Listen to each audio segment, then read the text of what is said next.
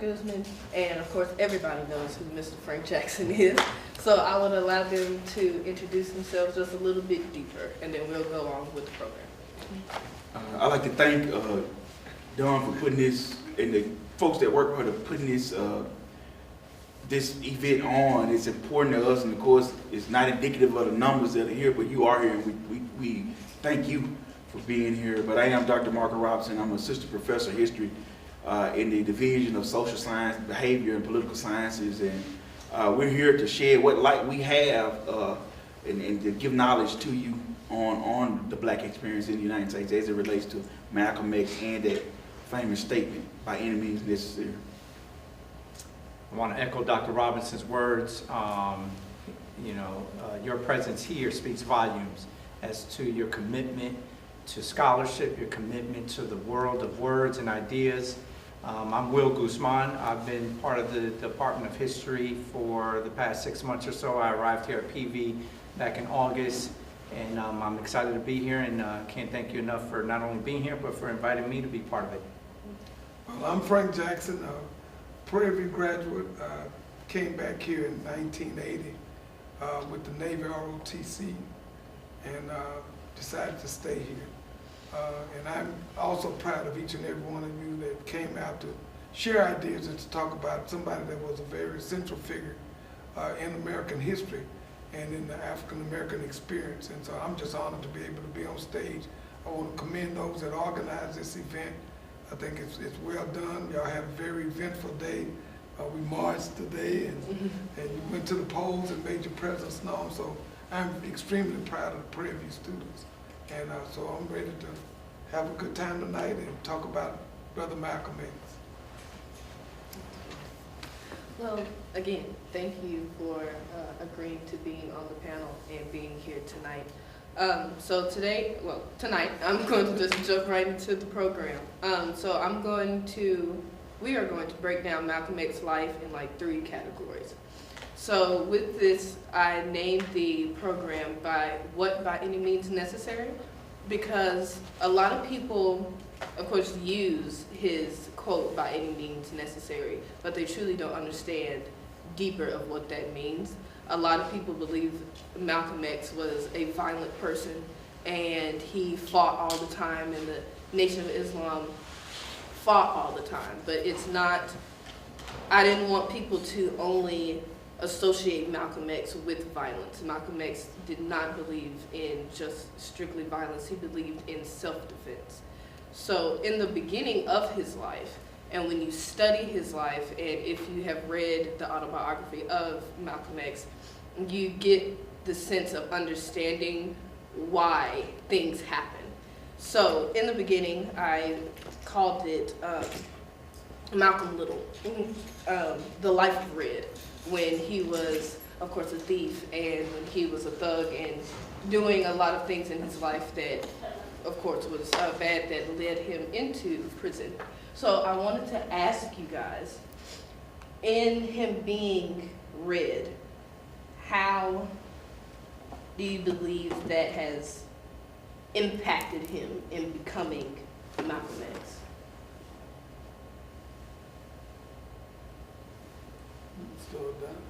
I give it a word. One of the things that I remember from Dr. DuBose and Souls of Black Folk, he said something like, the black criminal was nothing to be wondered about. It was a thing to be expected. And I took it in several ways, but to apply it to Red, we've all growing up, I grew up in a country town, and with a lot of racial hate on the other side of the tracks. We know we had to hustle and get stuff. You know, if I wanted a new suit, my mother, being a maid and a short order cook, couldn't get that suit and buy it from the department store. But my daddy had a friend in Austin that could measure us, and we could get new suits for little or nothing for 3 boys. So every Easter we got new suits, every Christmas we got new suits. And he was making less than $2,000 a year. My mother was making less than $3,000 a year. And folks were saying, how y'all doing this? Well, we learned to use the black market. We played the game. We would get stuff. My mother would go fishing. She would catch fish. She would trade with the lady down the street that got commodity cheese and peanut butter. I mean, that was our local economy. Folks would come by and stuff didn't happen on a truck or something. A chicken truck turned over, they come through. But we learned to play that market. I mean, that was our local economy. It supplemented what we didn't have. And so you grow up with that, in that environment, it becomes natural. It's not like we're stealing anything, saying that we survived it. You know, you learn how to do that. So I think Malcolm, when he went to the city, it's natural to be drawn into that life. And coming out of bondage, a lot of young black men especially learn to think more street than they did trying to do other good stuff. And it was easy to get caught up in that. And I know a lot of friends of mine personally that got caught up in that. And I had this one brother that was from the country. They would only come to town on Saturdays to get groceries, make groceries. You know, but he wanted to learn how to smoke. He wanted to learn how to shoot dice. He wanted how to be a player. And first time he went to jail, he bragged about it like it was a badge of honor. Eventually he ended up going to prison. And I went down up here to the prison unit to see him. And he was telling me about all our homeboys that were in prison. It was, you know, it's like a reunion. He said, man, no Clarence Jr.'s over there, so-and-so's over there. And, you know, just like it was just talking natural. And I thought about that. I said, wow, we learned more about prison life growing up than we learned about college life. Because the guys that went to prison came back and worked with us out in the fields, and there was other little jobs we could find.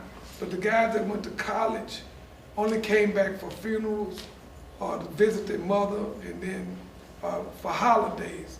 So that was a different lifestyle for us. So I could see a guy like Red, you know, getting into that life. He could make that quick money. And that's one of the problems we have with a lot of young brothers now. They get in that life, get that quick money. We know it don't last long, but I can see a guy like Red, knowing that his father got killed, his mother had mental illness, and he was going through these foster homes. And he said, well, be a hustler. And he went into the life. So I can see that. And that's my take on Red, because I think it's almost, I wouldn't say it was natural, but it was a part of our world. It didn't have to be, but it was a part of our world.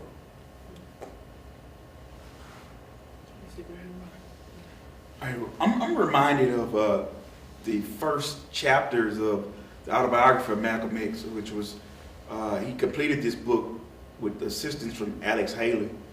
And those experiences that are detailed are very indicative of the black experience in the United States. You know, his troubled family life, what happened to his father and subsequently his mother, and looking at that, you know. And I think that one thing that's very important that we look and that we highlight out of his early life is that we cannot give up on our youth.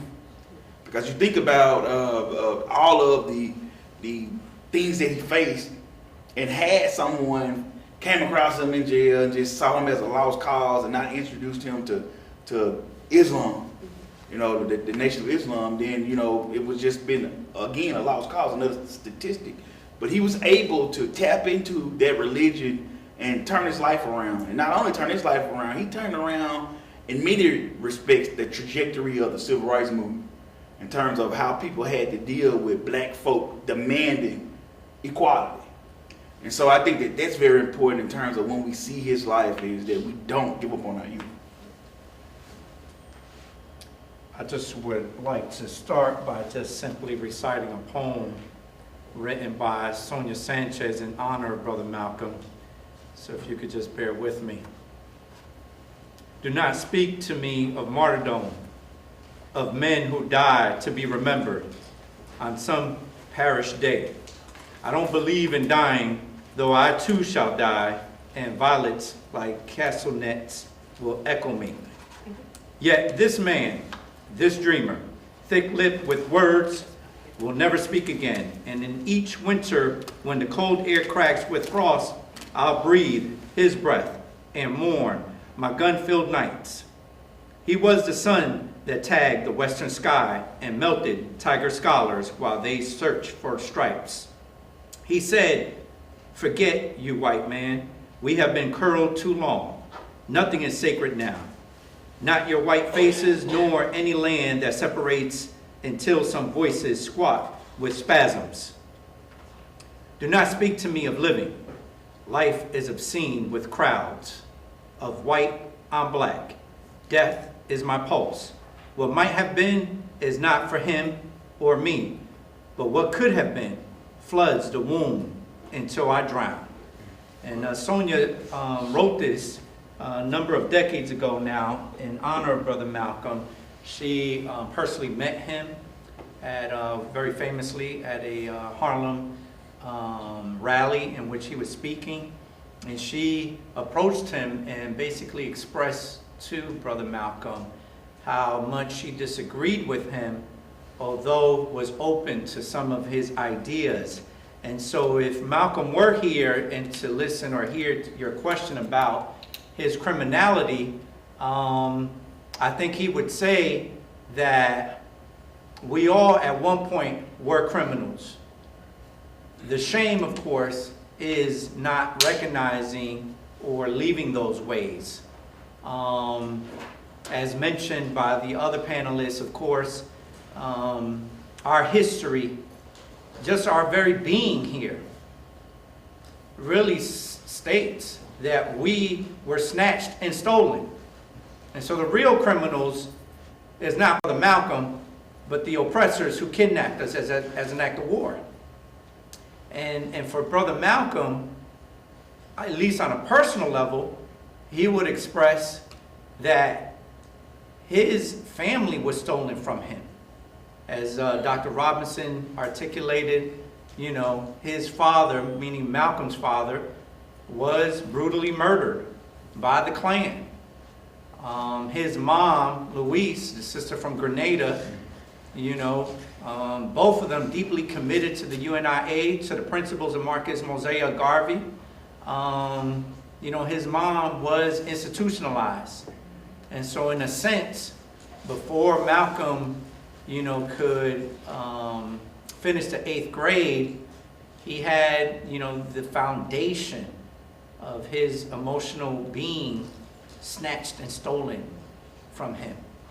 And so as he transitions to, you know, going from the country to, you know, the inner city life of Boston and moving in with his sister Ella, you know, what happens, of course, is not only the excitement of being in the inner city, but also the necessity of being engaged in that criminal life, not because of Malcolm's inability to be responsible or inability to pick himself up from his bootstraps or his inability to be ethical or moral, but more so because of these institutional forces that played a role in forcing him into that criminal life, including the high unemployment rate, including institutional discrimination and racism, including police brutality and terrible housing conditions.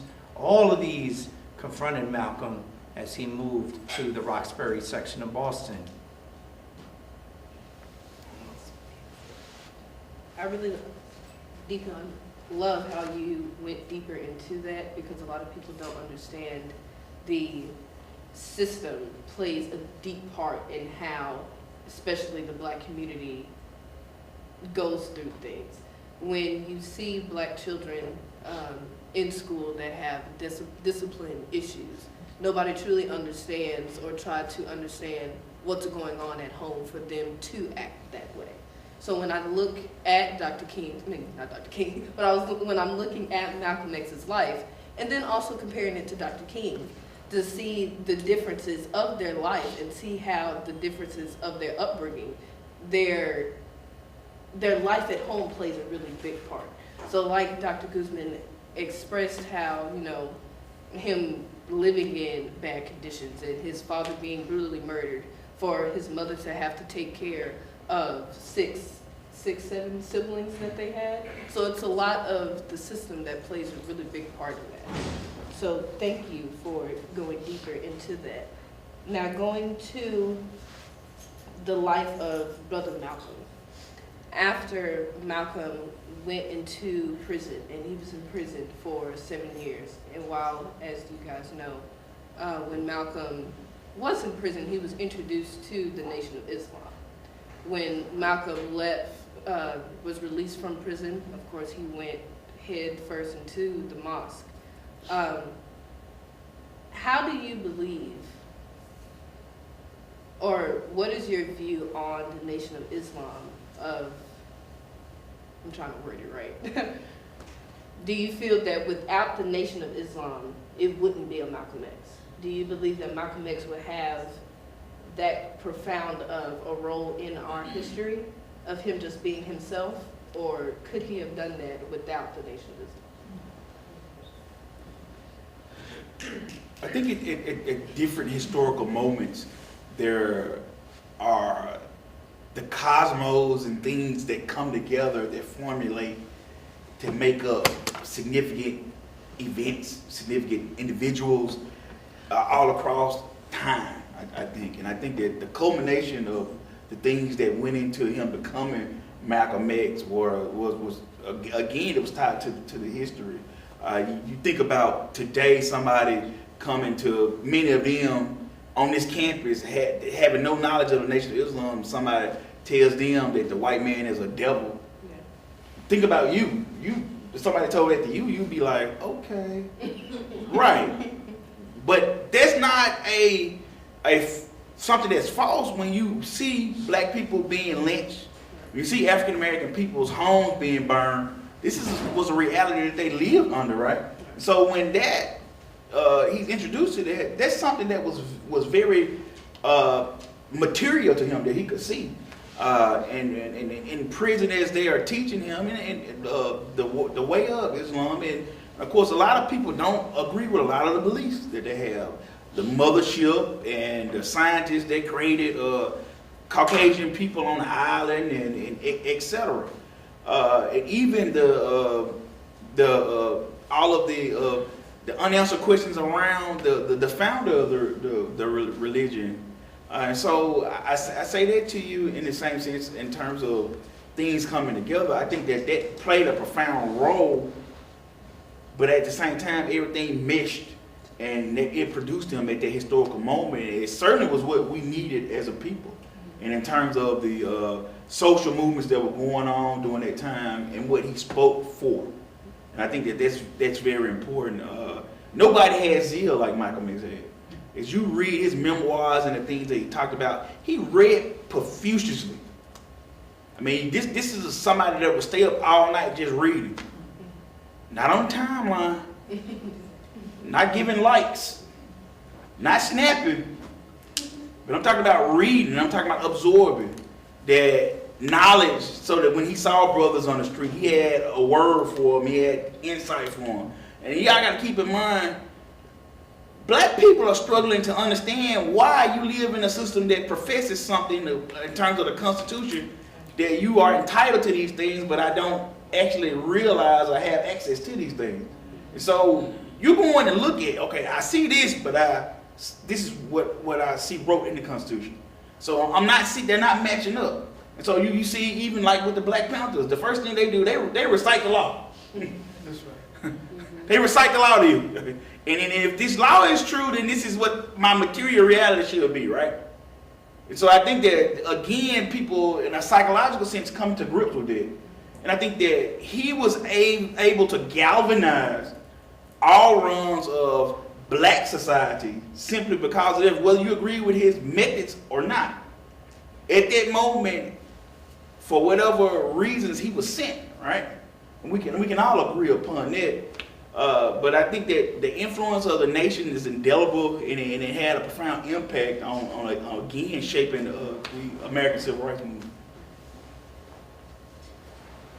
Well, As the fellow panelists were talking, I was again reflecting on my own experiences.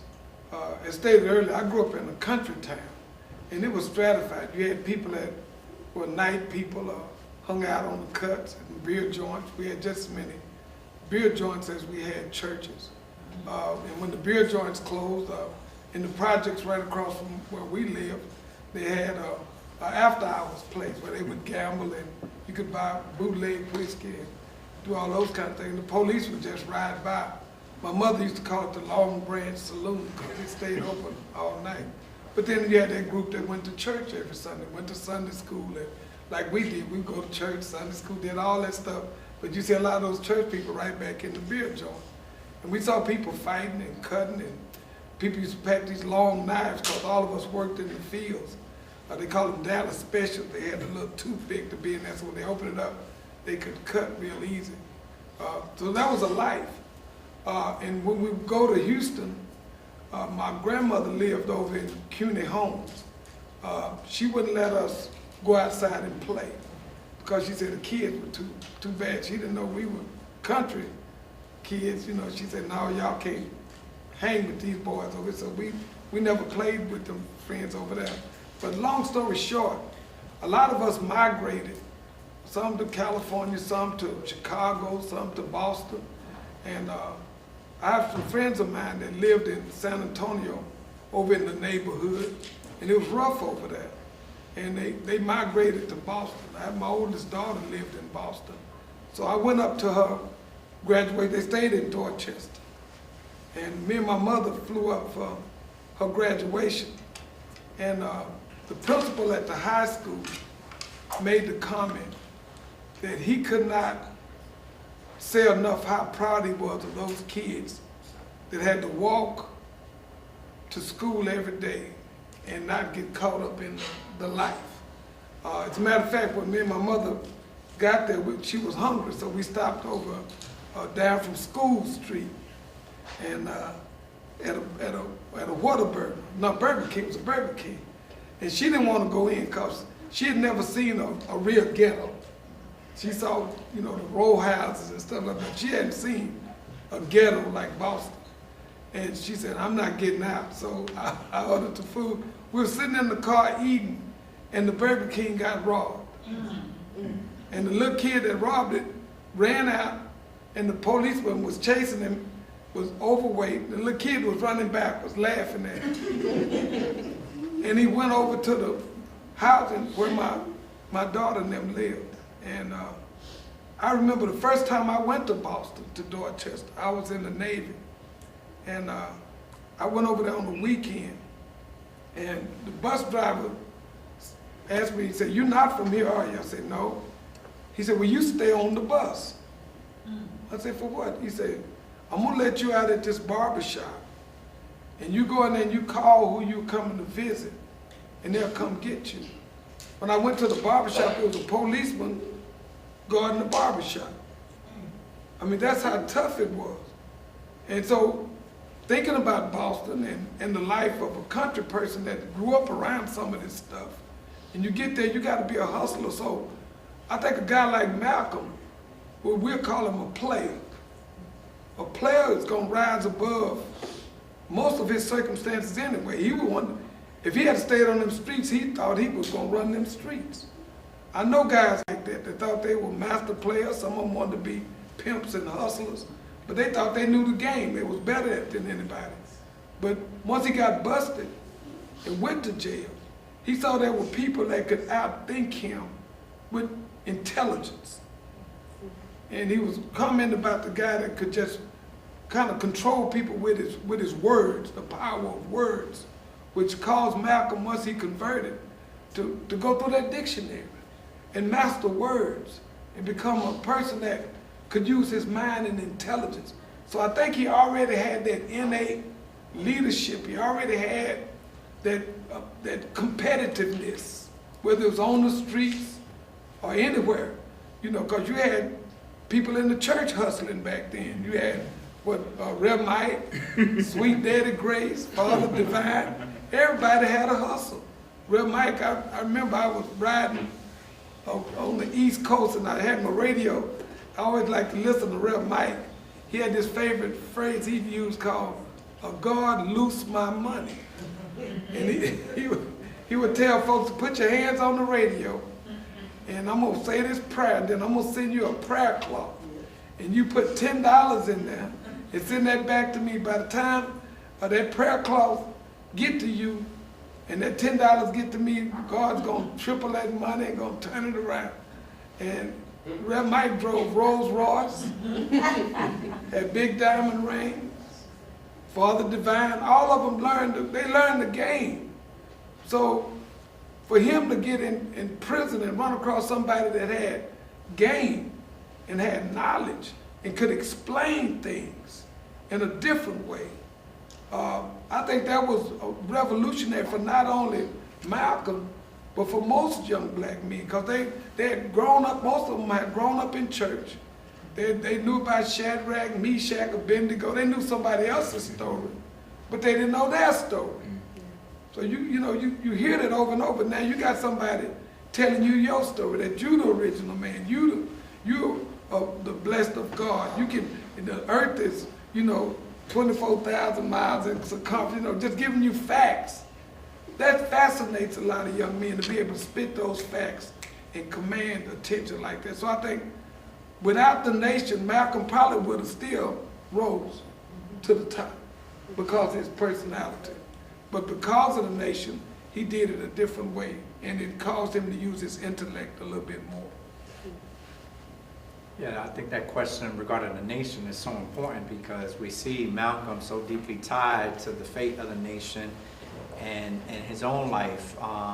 But in order to discuss the Nation of Islam, you have to, I think, put it in the context of their origins, right? Beginning in 1930, and really it predates that in the sense if you look at Noble Drew Ali and the Moorish Science Temple out of Newark, New Jersey.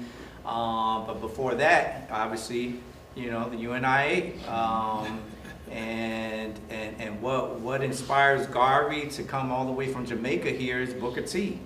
And so you have this philosophy of conservatism, of doing for self, of being self-reliant, of community and race first.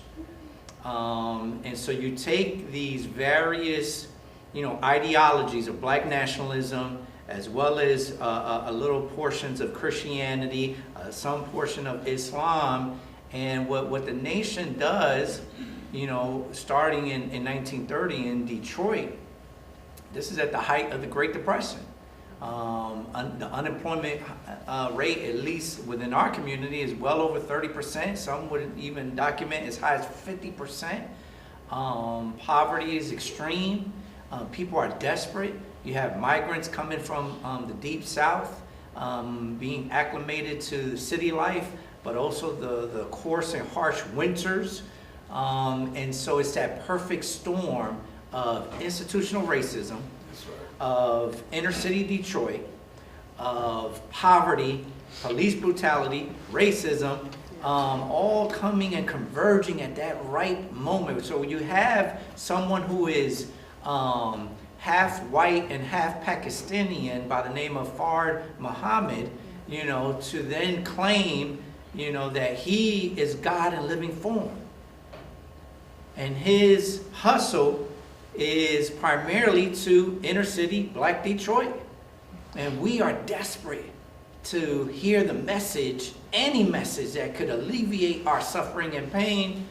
And within a year or two, maybe 3 at the most, if my memory serves me correct, he would go on to disappear. But one of his, most disciplined disciples, of course, was Elijah Poole, right? A black man from Georgia. And he was, by all accounts, a drunkard, and his wife Clara is really who saves him and who saves the Nation of Islam. So when Fard Muhammad, claims he's got a living form, but yet then disappears, he basically hands the reins over to Elijah Poole, and Elijah Poole becomes Elijah Muhammad. Unbeknownst to many people there in Detroit, he's being tracked and followed by the FBI. He goes to Los Angeles and dies,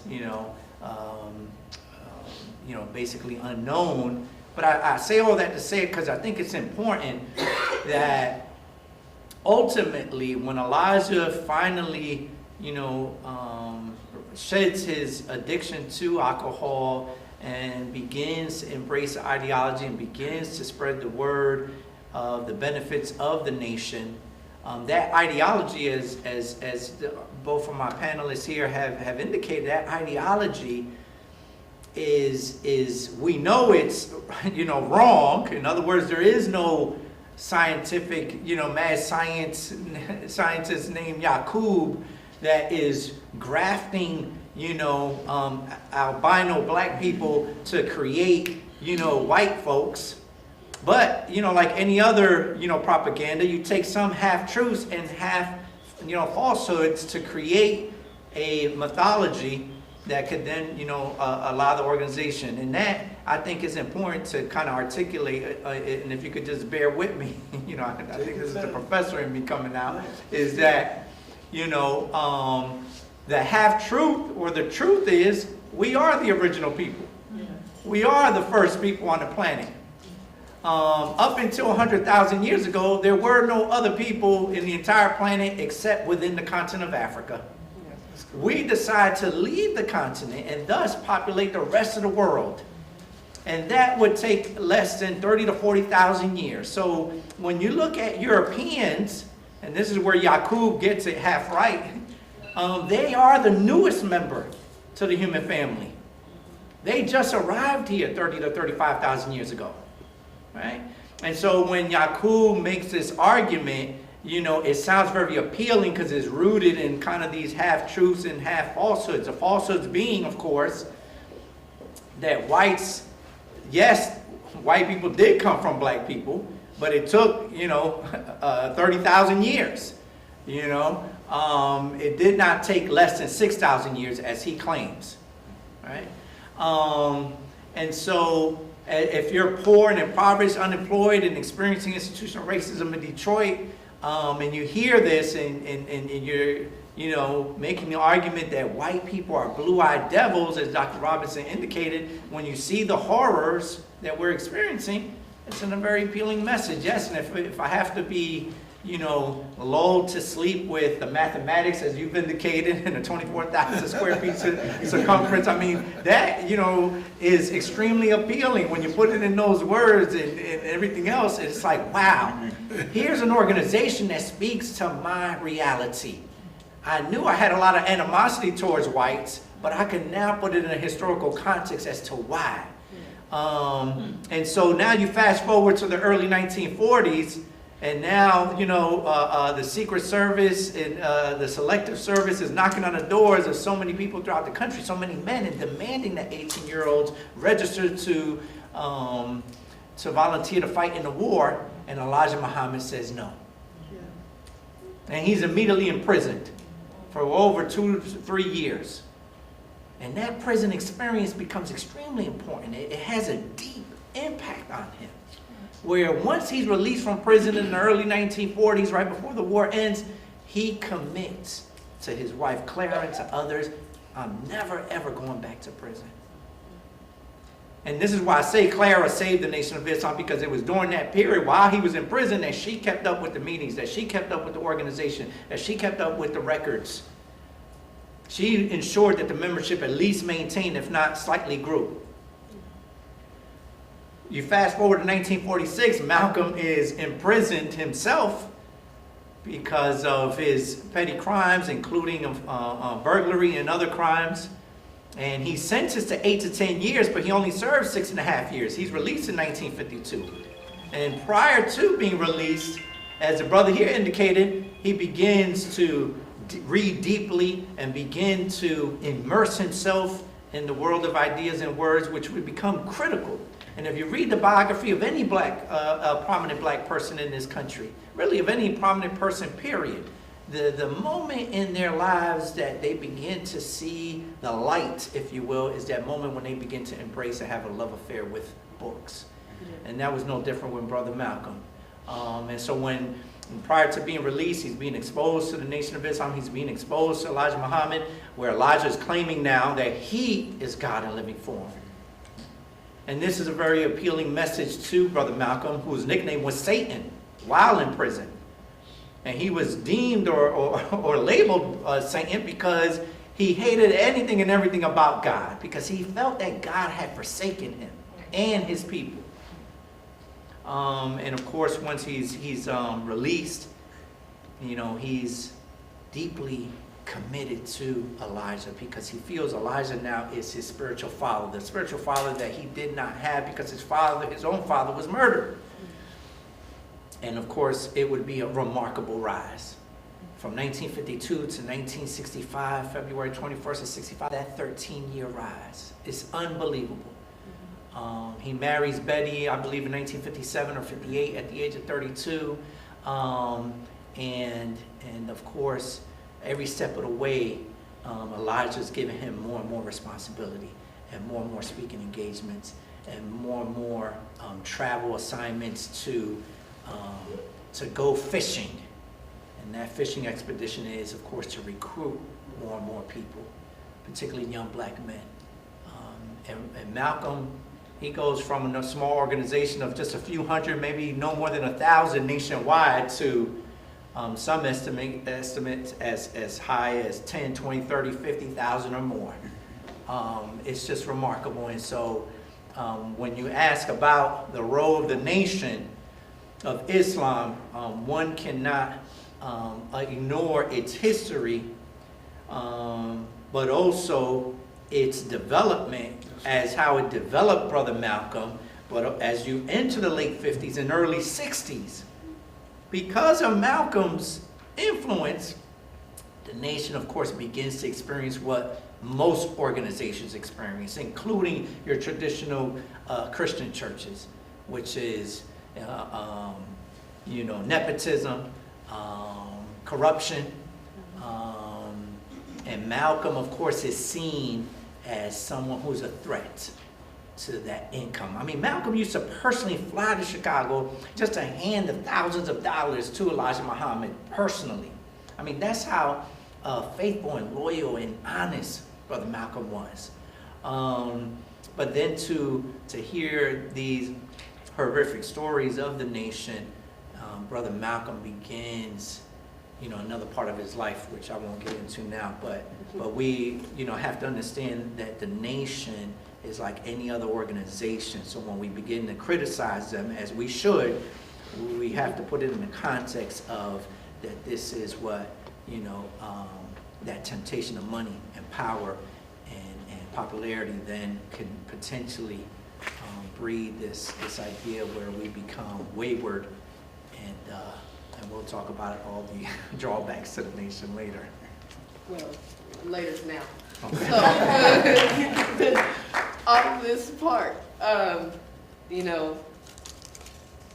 full disclaimer, the Nation of Islam, even if you don't know what the Nation of Islam is as a religious standpoint, as a social standpoint with myself, I'm not a registered member, but as each panelist has expressed that the Nation of Islam speaks to the heart of the black person, especially in that time when black people were facing lynchings, were facing just dehumanization of them.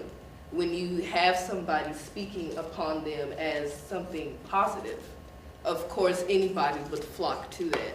So the Nation of Islam is beautiful in that aspect.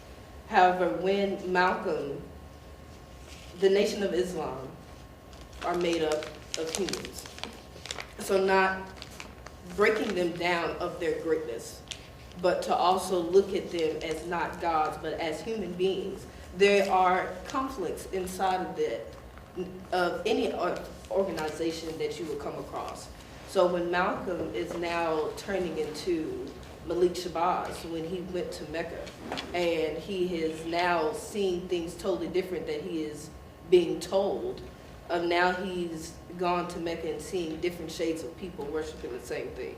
He's seeing blue-eyed white people and sharing from the same cup as them, the same people that he was once calling devils.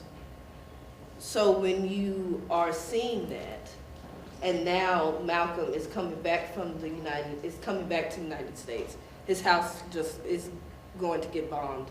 He's getting death threats. Now he has left the Nation of Islam.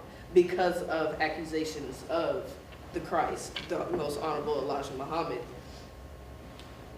Out of all of this, and now, of course, the recent Who Killed Malcolm X documentary, how do you view the death of Malcolm X? Do you believe, I don't want to ask you who do you believe that killed him, but the power of the assassination of Malcolm X, how does that play in how we see him or how we see the nation today? I think we have a very small glimpse of Malcolm.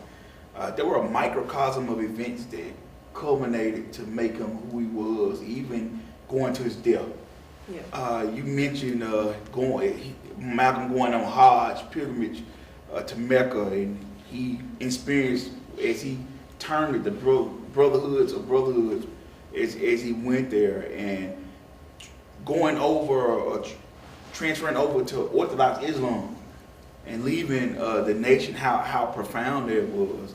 But I want y'all to keep in mind, this goes back to message and looking at the historical context of the Nation of Islam. When you look at the writings of Elijah Muhammad, the message to the black man, how to eat to live. Nobody was articulating any type of religious dogma that was relative to our experiences. And so that's why it was so catchy. And it doesn't matter if you believe in Allah, you believe in Jesus. But you know and understand that those folks are for us, right? And that's something that we all would agree that they were for, albeit the corruption, right? But I think there is something in that moment, looking at the social movements of the 50s and the 60s, and Malcolm coming to helm as the spokesperson for the movement, and how he was able to impact so many minds. And I say minds in order to impact people's actions, right? And I think that's a big part. People attribute his message, his militancy, to the Deacons of Defense starting. There were a lot of militant groups across the country. There was a group in Memphis, similar to that, Memphis, Tennessee, that started. And so when we look at his impact, I don't want us to look at it in terms of the frame or just simply the Nation of Islam. There were parameters that were set outside of just that group that he had an impact on in terms of his message. But more or less, even his transition in terms of being mainstream. When he goes before the UN and he presses the UN on human rights violations. And let me explain to you how important it was. You look at Manny Marable's, which wrote the definitive biography of Malcolm X. When he does that, that's a game changer. Because he articulates a position that has transnational impact then. So you're treating black folks the same way they're treating folks in the Middle East. You're treating black folks the same way they're treating Asian folks, yellow folks in Southeast Asia. And so when that message changes and he begins to articulate that changes the tide. This is not about race. This thing is really about classism, capitalism. And once people see that, oh yeah, he gets it. That's when he really becomes a threat. And keeping that in mind, we talked about the Hajj pilgrimage to Mecca. Malcolm didn't just go to the Middle East. Malcolm traveled all over Africa. He and Dr. Martin Luther King actually ran into each other while he was traveling the continent. And so looking at this in terms of black nationalism and him really seeing the global scale of what was happening to black, brown, and yellow people,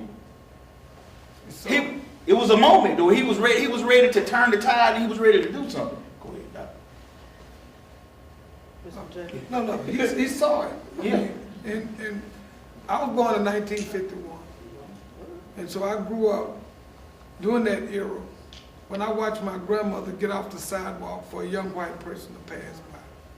And I would look at him like, wait a minute, Grandma, why are you doing that? I learned that the elders had say, but because that child was white, they had special privilege. I saw that. If I would go to the wrong water fountain, my grandmother or mother would snatch me and say, no, you get up. I'm saying, want some water? Well, you got to go over here to the colored fountain. So we grew up in an era where we lived on the other side of the tracks, white folks could do anything they wanted to us. We were shining shoes, we was working in the fields, we couldn't even go inside the darn Dairy Queen. We had to stand outside in the rain at the window. You know, that's how crazy it was. But that was the life we were living. If I wanted to buy a pair of tennis shoes, I had to go through the back door and sit in the colored section. And what broke my heart was watching my grandmother climb the stairs to the doctor's office. She's sick, but she got to climb these wooden steps to get to the colored section. And the white folks downstairs, I said, Grandma, she said, no, we got to go up here, baby. So that was the era. And so there was this animosity. You said, well, we going to church, we doing all this stuff, but yet still this stuff don't seem right. Yeah. We don't have no paved streets, rocks. Like I said earlier, we got more joints than we got churches. It was a different life. And to see somebody like Malcolm come on the scene, and I first heard of civil rights. I was in a watermelon field working, and we came in for lunch. And the white guy we was working for was standing on the back of his bobtail truck, and he was cutting off hunks of summer sausage and giving us saltine crackers and a red bottle of soda water. And we get up on the truck, didn't wash no hands. We under there like dogs, just eating, because we getting ready to go back in the field. The last person I had to field for lunch was this elderly gentleman. I called him Luke. As he came in, the white farmer said, Luke, what you think about these here civil rights?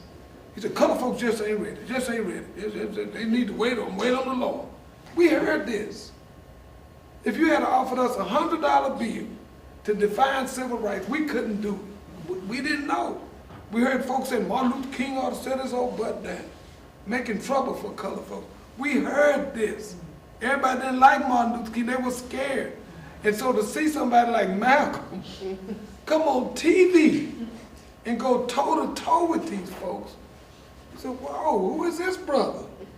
So, you know, he became a folk hero because now we could be proud of a black man having the strength to look these folks in their eye and call them a devil or say whatever. And you say, brother, they didn't kill you, you know, because we were used to that. The sheriff would come pick us up and take us to work, and we'd be in this, in that. You in the back of the sheriff car, you saying, wait, I'm going to work for this fool, but he done end me to death, you know, but you had to take it. So to see somebody like Malcolm exercise courage, and so then you say, wait a minute, I need to look a little bit more into this. And as you start to read and see that they had a different philosophy than you were getting over in church, you say, wait a minute, am I being taught? Who's doing this to my head?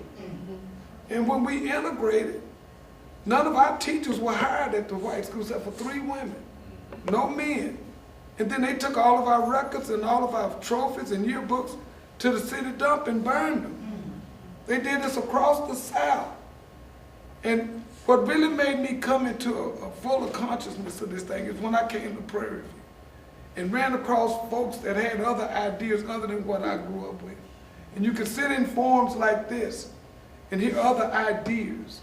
And when I went into the Navy, I was stationed out in California, I would go to the mosque, because I like to get the Muhammad Speaks newspaper, because they would have white folks dressed like devils with pointed tails. I mean, I love the cartoons, but it was also a message in there. So on the ship, we would meet with the brothers up in the library, and we'd have these conversations. And it opened our eyes. And I happened to be there when Elijah Muhammad died. You know, I had to go. I went down to the mosque, and it was Worth Dean Muhammad was speaking on a speaker system. And he said that, and this was my understanding of what he was saying. He said his father had to demonize the white man because we had been looking up to the white man like he was a god. And so he had to demonize him to bring him down. So we could at least look at him as equal, because we grew up from children thinking they were superior. And I had a professor at Prairie who told me, he said, Frank, any of us that have seen those signs that says white and colored got some degree of Uncle Tom in us. Because our antennas go up. We can hear certain words, and You know, it's like we're programmed. You say, wait a minute. You get around certain folks, you say, wait, I just need to be quiet and watch this one. It's like an instinct. And so to see somebody like Malcolm, and I call him the Honorable Elijah Muhammad, preach a different philosophy. Even though you didn't join, you didn't agree with it, it resonated. Yeah. Because like was said earlier, you knew they were for us. They didn't bite their tongue. They stood there with courage. And then, you know, hear brothers like Farrakhan and talking. You said, well, man, these brothers coming with it. Yeah. And it made you go read. It made you say, wait, I need to learn some more. I may not agree with this brother and, you know, put on the bow tie and all that, but he's got something going here. So when I was here at Prairie View, Minister Farrakhan came to Houston. He said he was going to have a for men's only march. And I went with some students. And we went over to Lyons Avenue. It was pretty rough over there. And it was so crowded, we parked up under an overpass. And we got out the car, it was crack vials and needles all around us. They said, Mr. Jackson, you gonna leave your car? I said, yeah, we have no choice, we gotta walk down to the church. We walked through the hood and we saw Lexus, Mercedes, all these cars parked in these little tight alleyways. Not one alarm went off, not one. I heard no cursing, the police didn't have nothing to do. They just stood there. Black men were greeting each other, crying. I said, what is this? I mean, I'm seeing this. We get there, we saw brothers standing there in $500 Allen Edmonds shoes with $1,000 Hickey Freeman suits on and coats. Next to a brother with cardboard wrapped around his feet. They stand up there next to each other, embracing as men and crying. I said, who could do this? I mean, what kind of spirit would come over us where we would get in line, no cursing, no vulgar talk, as men. And I grew up around the brothers. I seen us cut up. I said, look at this. So when we got there and we heard the message and they said they was gonna have a 1 million man march, I said, I gotta go. I got to go. And I went. And we sent a whole busload of students from here. And I was on that mall at 4:30 in the morning. And brothers were already there. I was like, good night. And I took one little overnight bag. And during the day, I left it there to go over to the porta potty. I left it on the ground. I wasn't thinking. And I came out and said, oh man, my stuff is out there. I went back, the bag's still there. I said, wait a minute. It was a different atmosphere. And it was us. Who could do that? I wouldn't have went up there for Jesse or for Al. But because, I wouldn't have gone. But because of the messenger, and it goes back to Malcolm, these men spoke as men. They didn't bite their tongue, they didn't duck their head, they didn't try to do all this handkerchief head stuff you see now. They were men, and you respected that. And you say, I admire these brothers. I may not join them, but I admire what they're doing. They're cleaning brothers up out of prison. They got something going here. They're telling you to get in your own business, just like Garvey, just like brothers did coming out of slavery. And each time these brothers did this kind of stuff, the power structure, the competitiveness of America shut them down. They shut them down. And every time we look at it, we see we get shut down. They went after Garvey, shut him down. And you say, wait a minute, these brothers are surviving this stuff. They're surviving. So Malcolm resonated with us about what a man can do, what a man can be. And I didn't see it in any of the preachers I grew up with that would talk like that.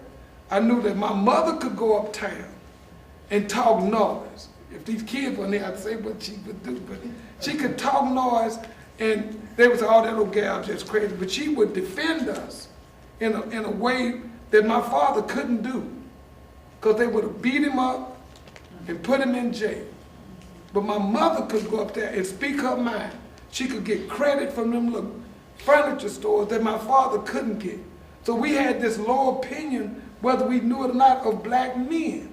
So to see black men now standing with their backs and shoulders pinned back, looking at these folks on television, talking this noise, and what can you say? These are our heroes now. And so when they did the call, we turned out. And they probably would do it now. And so that's what made me really start watching Malcolm, is because I remember them experiences of growing up in a segregated South and having to see black men just totally. I've watched white men would eat their lunch on a butcher paper and then tell these elderly black men to go finish, and they'd be like dogs, go eat the scraps. And then they make them do the ham bone and they throw dimes and pennies at them. I've seen this. And it was humiliating. But to see a black man stand there erect and go toe to toe with them was a new experience for a lot of us. And that's what made me start admiring them. Yeah.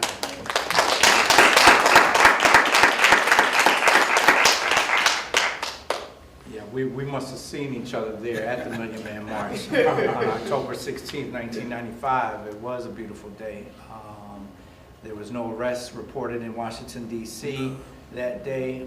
2 million black men, strong, upright, righteous, telling the power structure that this is what we're going to do with our community and this is what we're committed to doing.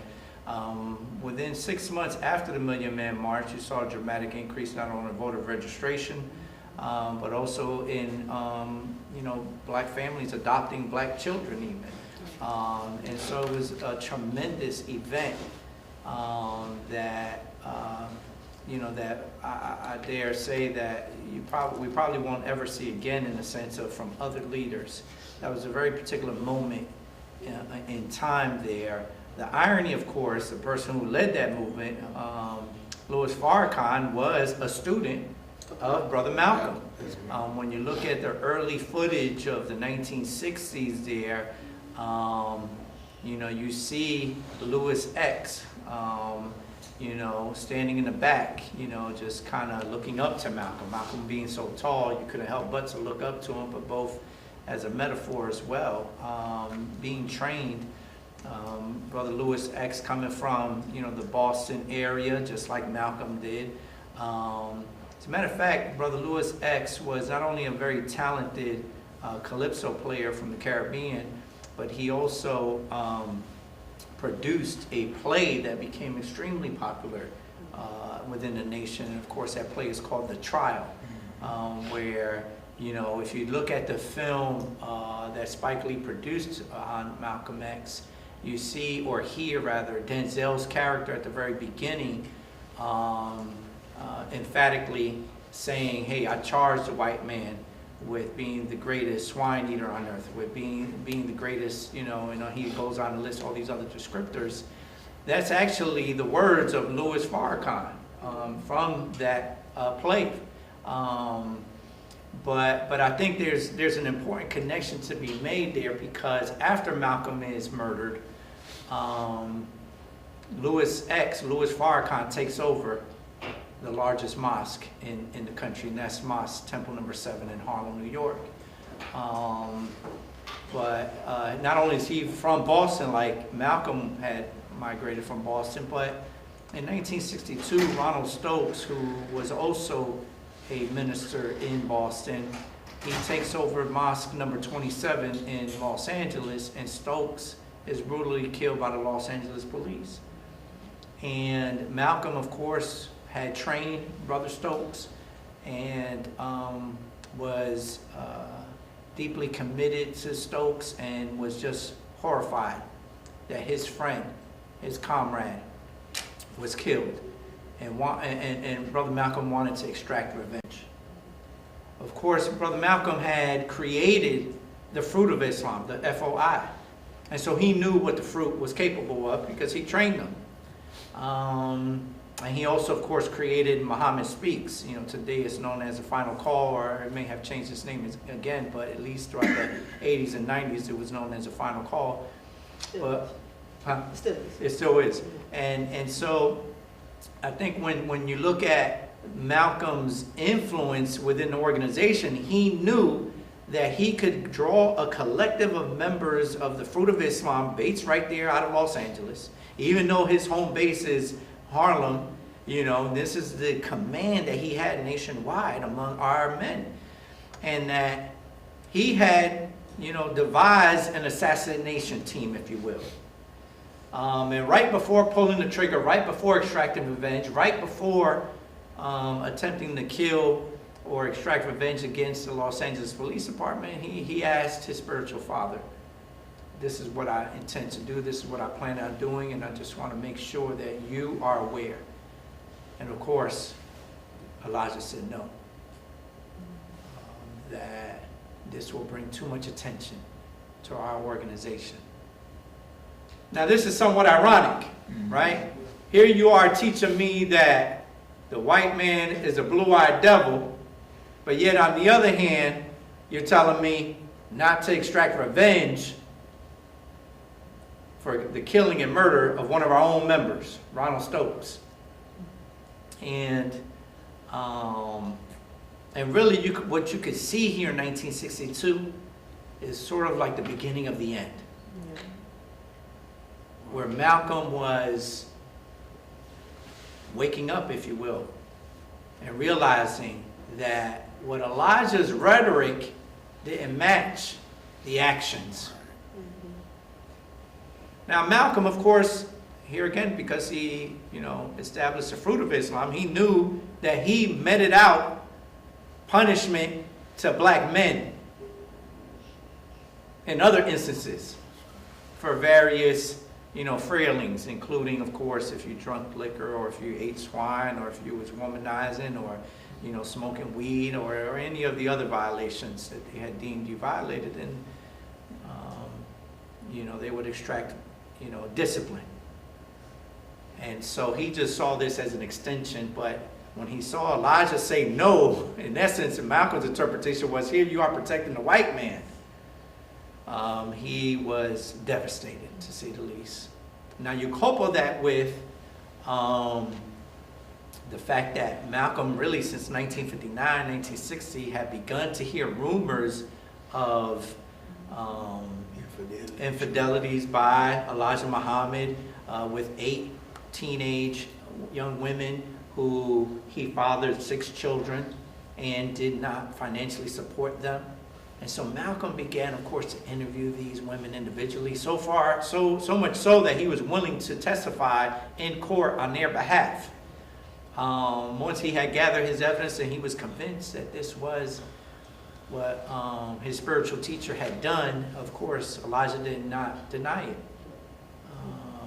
And so that was another contradiction or hypocrisy. But you add to that this very important historical moment, right? The 1930s is important, right, because of the Great Depression and because of coarse and harsh racism that we're experiencing. The 40s is important because of World War II, right, and Elijah Muhammad's jailing there for a brief time because of his unwillingness to be drafted into war. But the 50s become important not only because of the growth of the organization, but in tangent with the civil rights movement. And Malcolm is just yearning to be part of that movement. Throughout the 50s, most of his public speeches are really focusing on the ideology of the nation and how the Nation of Islam could save the black community, particularly young black men. One of the few religious, if not the only religious organization, spreading the word within prisons. Right? Not even the Christian church was in the prisons, or if they were, it was a very minimal presence versus the Nation of Islam. They were in there deeply. Which ironically, while Malcolm was in prison in various prisons within the state of Massachusetts between 1946 and 1952, he had petitioned and wrote letters to the governor demanding that they stop serving pork, demanding that they have more Korans in the prison for prisoners. And that, that's when Malcolm first becomes on the radar of the FBI. That's when they begin to monitor Malcolm. But nevertheless, he's basically telling his spiritual father, we as an organization have to be more organized in the black community and more involved in the civil rights movement. And here again, Elijah says no. So when you then fast forward to, November of 1963, and Malcolm makes the comments that he makes, here again, within the context of the Nation of Islam, you would think these comments are, pretty tame. For Malcolm to say that John F. Kennedy's murder in Dallas was just another example of the chickens coming home to roost, he's really saying that violence begets violence, and that if the United States continues to perpetuate violence all over the world, then it has to expect that that violence will ricochet one day back to the government. Malcolm, of course, knew that the CIA and other alphabet soup agencies, not only in this country but in Europe, had coordinated to murder and assassinate Patrice Lumumba. Right? He knew that the government was involved in so many coups, right? Including the 1954 coup in Bolivia and other coups. Right? Malcolm, as Dr. Robinson and Brother Frank here has stated, was a very international brother, deeply committed to research and reading and being informed on these issues. And so he knew what the federal government was capable of. And so because of that, he also knew that this was a special moment in the historical narrative of our people, and he deeply believed that we should be committed to the civil rights and human rights movement. So when he makes this comment on Kennedy, you would think, because the nation, was so critical of white supremacy, domination, control, you would think that the nation would not be so critical of Malcolm for having said those comments, but quite the opposite. Why? Because Elijah Muhammad's inner circle, primarily his sons, but others, all his sons except for Wallace Dean Muhammad, all his sons, Elijah Muhammad's sons, were extremely jealous of Malcolm. Elijah's health was failing. His public appearances were becoming less and less. And they felt that Malcolm was becoming too well known.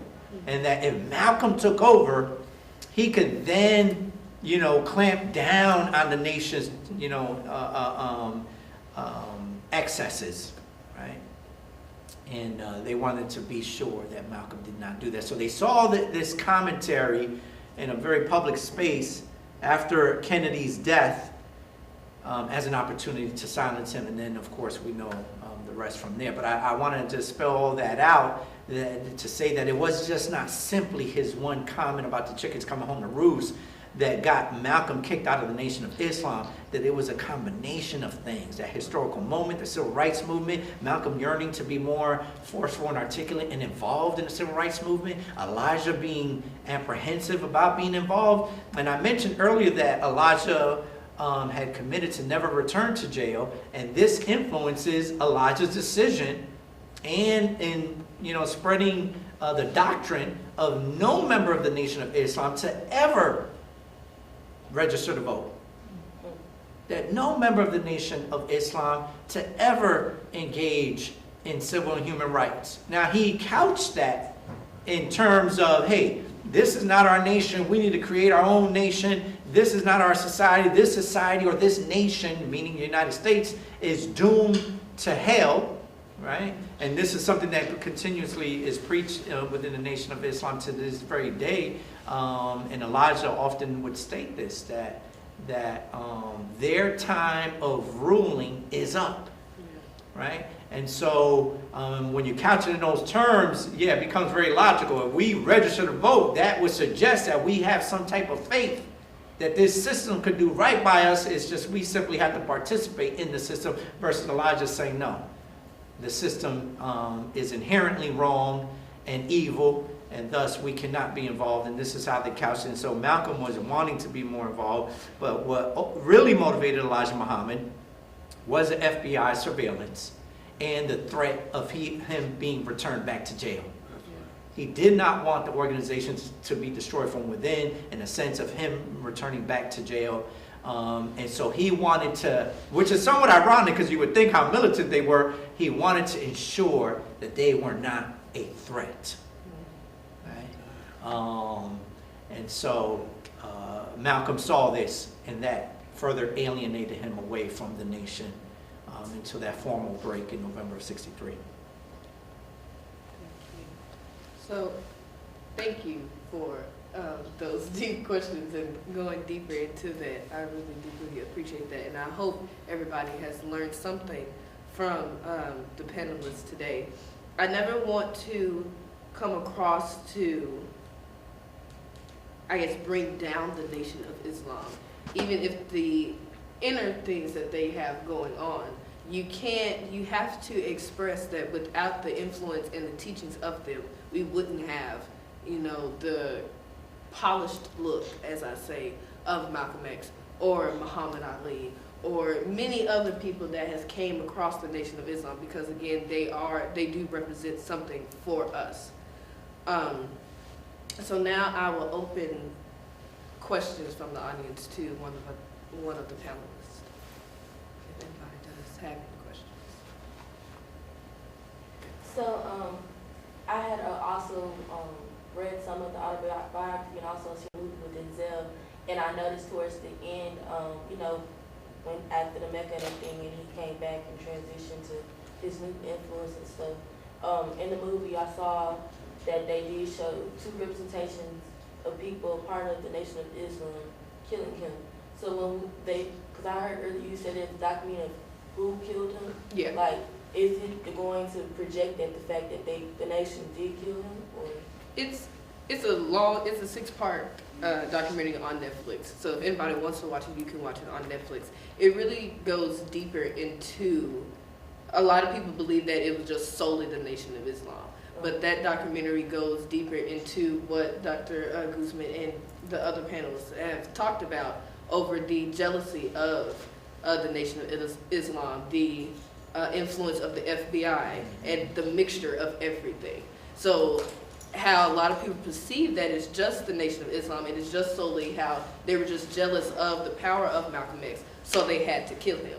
Not saying if that's right, not saying if that's true, but the documentary just goes deeper of everything that has played into it and what people have hid from us, and goes deeper into the truth of the assassination of Malcolm X. I like to add one point. You got to keep in mind, they're being survived, watch. Even from Fard to Elijah Muhammad to Malcolm X, even other members of the Nation of Islam. And so keeping that in mind, if there's a map I could tell y'all to pull up right now on your phone, they're considered as a watchdog organization, still watch the Nation of Islam as a terrorist organization. And so they haven't committed any crimes, domestically or internationally, but they're considered there. And so I say that to you to say, those who own social media, over the last 2 years, Louis Farrakhan was kicked off of social media. Mm-hmm. They took his social media handle and his profile from him because of all of the incidents that have been going on with domestic terrorism. So if they're going to take platforms from folks like Dylan Roof, you get it reported, so they just took it from everybody. But what is he preaching? So basically, any indication of possible masses of power they see as a threat. Absolutely. So it's true, but I say that to you again as and going back to the point of the documentary, it was so much more complex than just saying that members of the Nation of Islam killed him. Yeah. There were so many other outside influences that went into what happened on February 21st, 1965 at the Auburn Ballroom in New York. And so when we read that, and even when I teach that in my classes, it's just a catechismal event that was just so profound, and the ramifications of it. I remember back in the 1980s, and I'm saying it like I really remembered it, but I've seen footage. Donahue had Malcolm X, it's his daughter, Martin Luther King's daughter, and they're sitting around and they're talking about, the incident, what happened to their fathers. And again, the blame game starts, because Louis Farrakhan is indicated as being part and parcel of that. But at the same time, there were so many forces that were at work. So we got people that hop up on the internet. Dr. Martin Luther King was killed with a pillow. The physician at the hospital suffocated. And there was a Memphis policeman that was on top of the firehouse in front of the Lorraine Hotel That's who shot him. And so I tend not to get caught up in the hoopla. They've been shot, they're gone. Now, what we do a great travesty of is to understand the ramifications of them being killed, our leaders, our heroes, and we don't do anything about it, right? Mm-hmm. And then we take it as, Brother Frank has mentioned tonight, as we want to run and be scared about it. We see people who defile us, people who dehumanize us, people who relegate us to the bottom rung of society. And so we have to take that challenge on, right? I mean, that's something that we have to look at this history that we've talked about tonight. You have to take an assertive position that no, this can't happen, right? It's just the same position that they put them in that situation. But if we drop the ball, our future is just as bleak as it was when they were fighting for the same cause. And that's something that I really want to emphasize and that I want to resound to you how important it is. Unless we forget. I mean, Black History Month right here. What are we a couple of days from his assassination, right? Tomorrow. That's Friday. This Friday, right? On the 21st, February 21st. And so this was very timely tonight for us to have this discussion. But we've got to take the next step in implementation. This conversation has to go to the MSC. This conversation has to go over to new business. This conversation has to go all across campus with us being proactive, right? And you can talk about the mob, right? I certainly, most definitely think that a conversation about Brother Malcolm is important. And so I always remind my students of that. I don't want you to get lost in the fray, right? Because we have important work that's before us. Don't just rest on the fact that you can be here. This man goes to the legislature every year to make sure that we still get our fair piece. And we come back and keep the lights on here, right?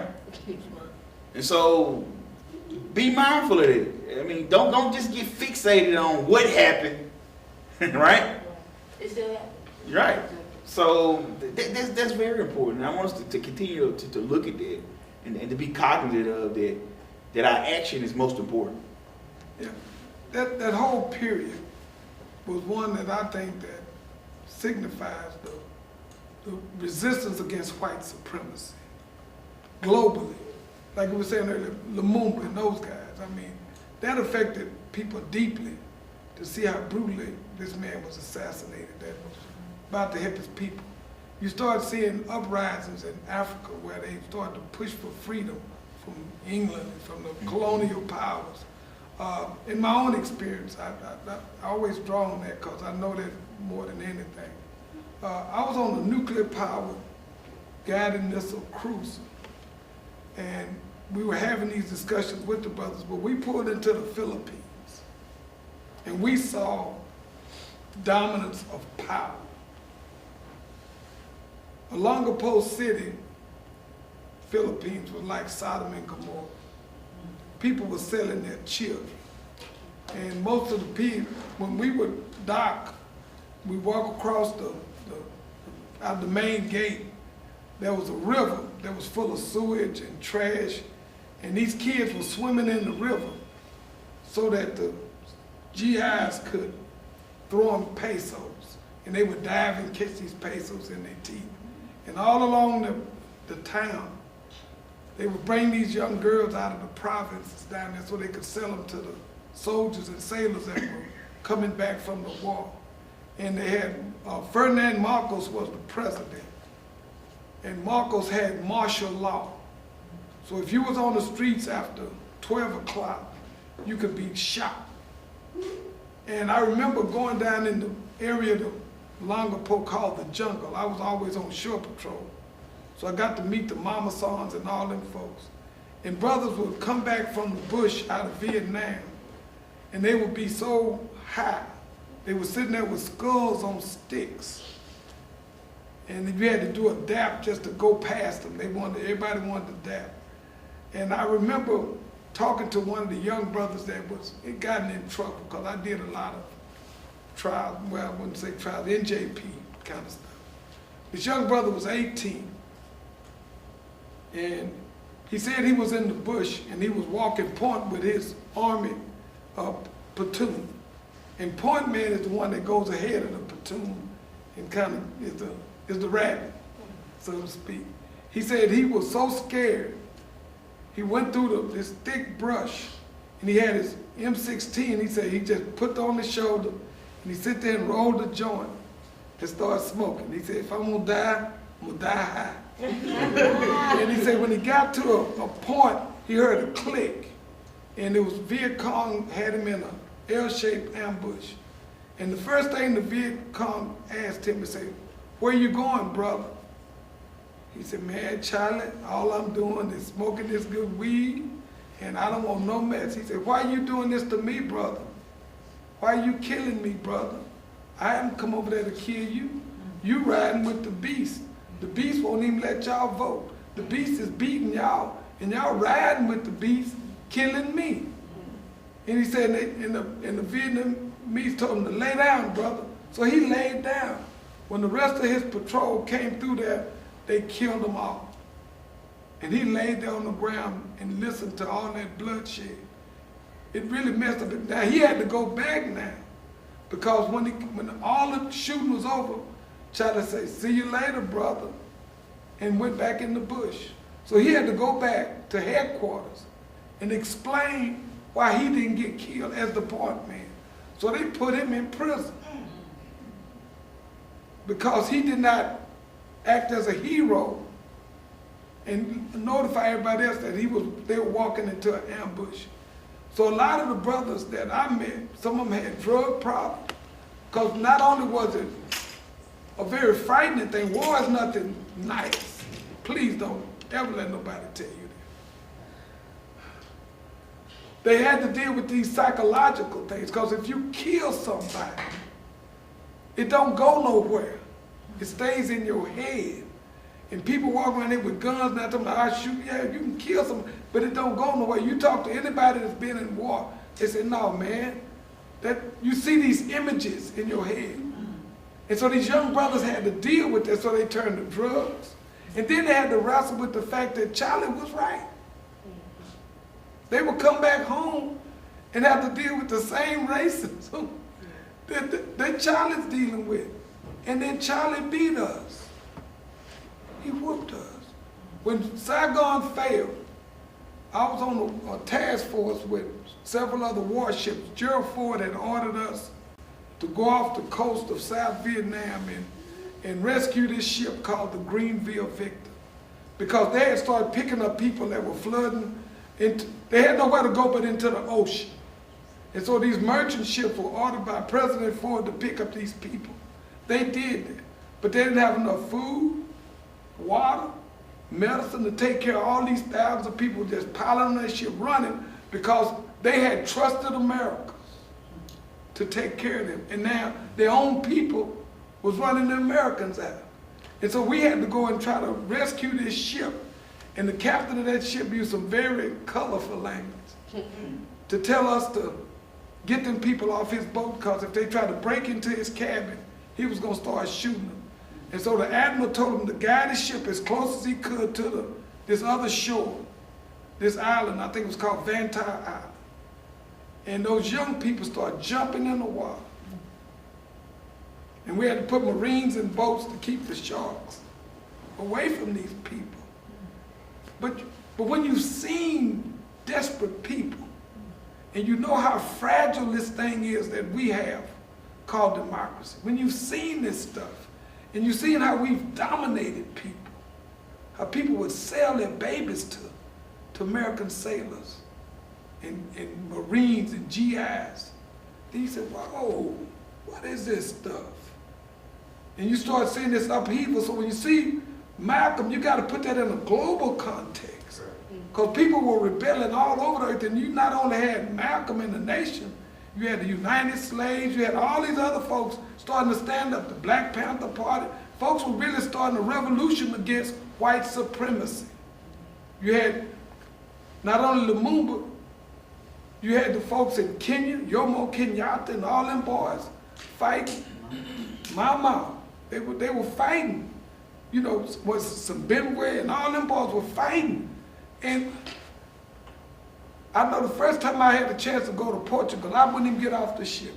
I was so angry because of all the stuff they did in Africa. I couldn't. Brother said, "Where you going?" I said, "Come on." I said, "No, man." I couldn't in good consciousness go into Portugal because all the killing they did. And we were starting to fight back against white supremacy. And I think that's what really led to Malcolm and all of them. But they had to suppress them. Because if they didn't, you would have a global upheaval.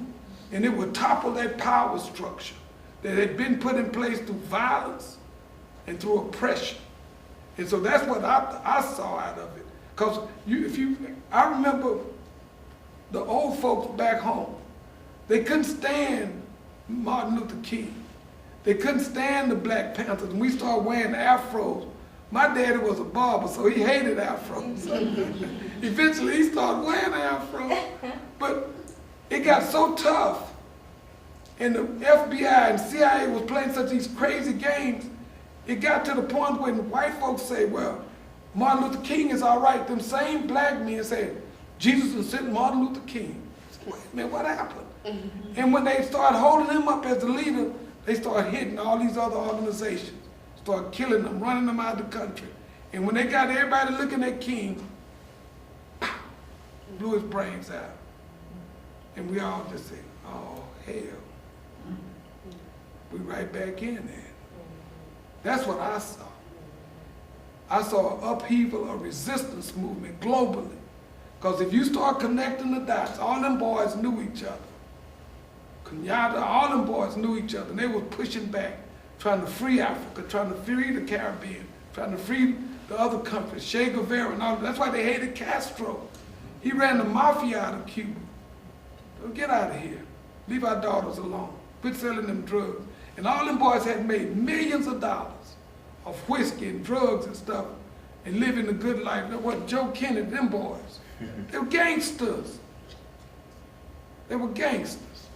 Some people say this is a gangster nation. Because people, every group that rises up does it through gangsterism, then they get clean. You go legit.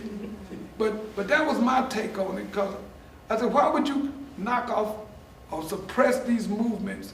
Why would the FBI get so involved in this to where they keeping records and getting brothers fighting against each other and getting plants to go in there and start confusion in the camp? And if they got all these boys running and hiding and locking them up in prison and brutalizing them in jail, and then the one they hold up, they blow his brains out. That's simply for the maintenance of the system. That's how the system structure of racism, white fear works.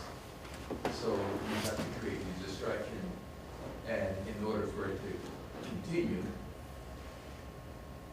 operates on 4 basic pillars. You mentioned the maintenance. It reestablishes itself. It refines itself.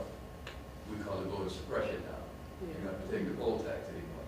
So those are the factors that keep this thing going. And you have to take out any form of resistance. And yes, racism is a local and global network system maintained by those people who identify as white.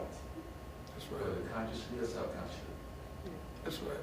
You know, you make a point. I'm a yield to the other panel. I went to Ghana, West Africa, here about 2 years ago. The guest of the mayor of Accra. And he took us shopping so we could get gifts for our families to take back home. And we were downtown, and I was just fascinated the way the Ghanaians was just selling everything from bottled water to cell phones, you name it. It's like a walking Walmart. They're walking around selling stuff at the intersections on their head. And I asked the mayor's assistant, I said, Thomas, take me to where they're making this stuff. He said, it don't exist. I said, what you mean? He said, the Turks and the Chinese come in here by the shipload and offload that stuff and co-sign it to the Africans. Then they bring the money right back to them. And so I went to buy dashikis, and I flipped over the collar and looked at the label, made in China. Now I'm standing here in Africa with a dashiki made in China. They there. They building schools. You see one colonial power replacing another colonial power. The Chinese built a hotel. We were in Cote d'Ivoire. Lord. The roads were bad going up to the capital, but we went to this 5-star hotel out in the middle of a field. Dirt roads getting there, but it was a magnificent hotel, magnificent. We went in the lobby, and we were standing in the lobby just taking pictures, all this beautiful African art, tapestry. We were like, oh my goodness, look at this. Golf courses, swimming pools, and we started looking and said, where's everybody?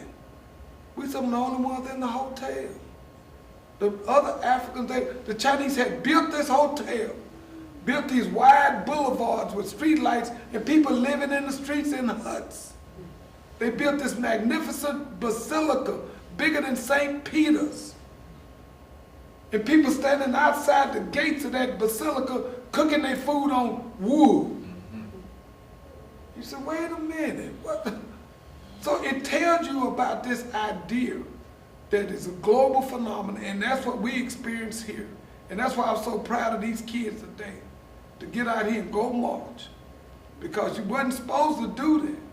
And y'all showed resistance and pushing back. And so I must commend y'all for that. So,